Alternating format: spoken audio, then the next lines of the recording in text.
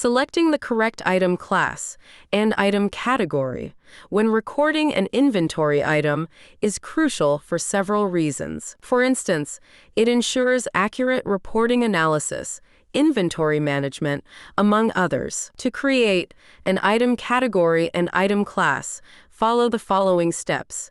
Navigate to the Inventory module and select Inventory. In the new window that appear, select the storage location of your wish, as shown. Before we proceed, it's important to note that, after creating the item category, will be stored here for your anytime selection, and for the item class will be stored here in the drop-down menu. This is to ensure that every item is recorded with the correct item class and item category. First, let's begin with creating item class.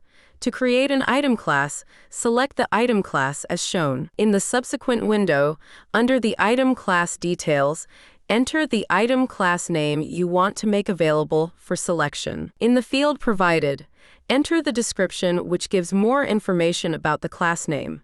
Select the class type in the drop-down menu. Click on the plus button to save.